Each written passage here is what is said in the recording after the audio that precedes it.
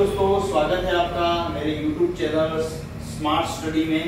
और अपन सेल के बारे में पढ़ रहे हैं, कोशिका के बारे में पढ़ रहे हैं। और कोशिकाओं में अब आता है लाइसोसोम। उसके कोशिकाओं में, कोशिका के अंगकों में अब आता है लाइसोसोम। लाइसोसोम की खोज डी ड्यू ने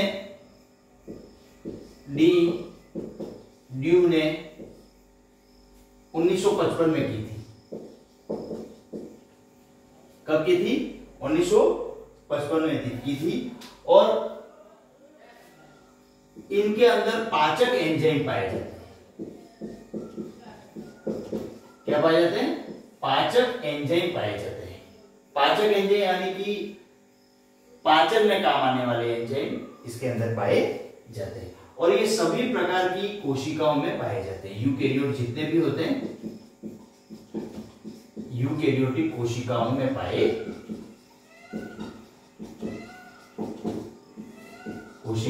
जाते हैं। ठीक है, पाए जाते हैं। दूसरी बात आपको ये ध्यान रखनी है, इसमें यह सूक्ष्म गोलाकार और एकल कलाबद्ध कोशिका है।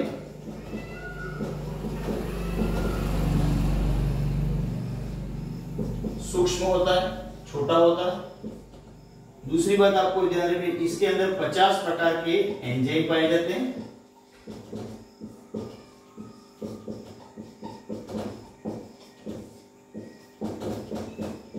अब एंजाइम क्या होते हैं वो आपके दिमाग में विचार आ रहा होगा।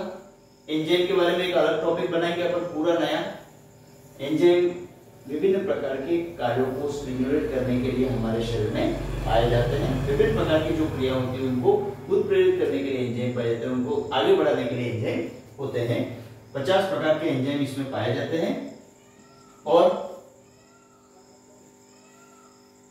कभी कभी लाइसोसोम जो होता है वो कोशिका में ही फट जाता है, जिसके कारण इसके अंदर जो पाए जाने वाले एंजाइम होते हैं वो स्वयं कोशिका को ही पचित कर देते हैं। इसलिए इसको आत्मघाती थैला भी कहते हैं।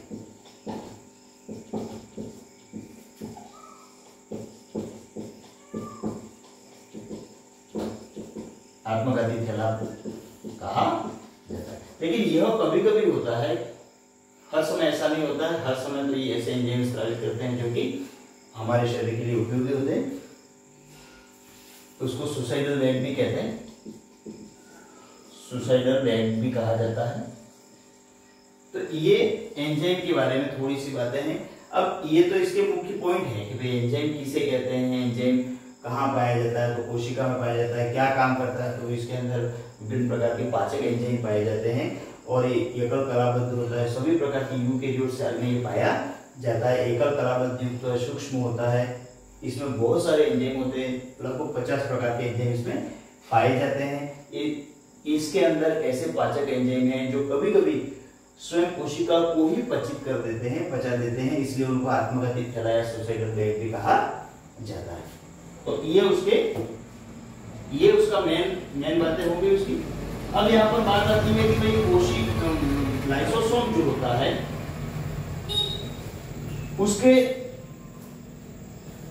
उसके मुख्य कार्य क्या है, मुख्य फंक्शन क्या है? बाह्य पदार्थों का कोशिका में पाचन,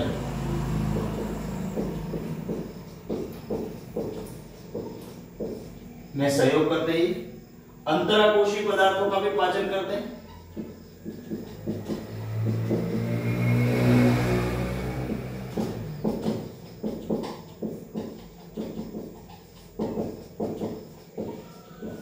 पाचन करते हैं। ठीक है, उसके बाद एक मेनली फंक्शन इसका होता है कि जो रोगग्रस्त कोशिकाएं होती है उनको ये नष्ट कर देती है। रोगग्रस्त कोशिकाओं को नष्ट करता है।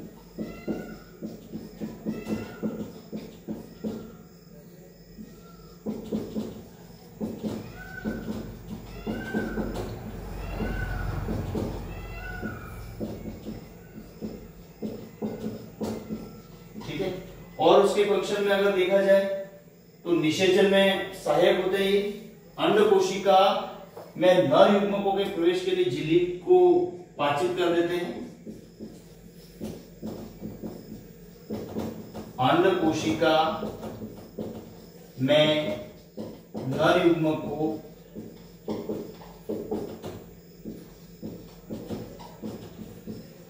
प्रवेश कराने के लिए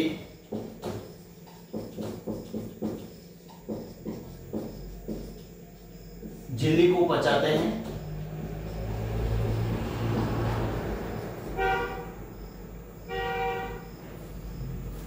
इसके बाद गुणसूत्रों को प्रखर करते हैं, गुणसूत्रों को अलग करने का कार्य करते हैं।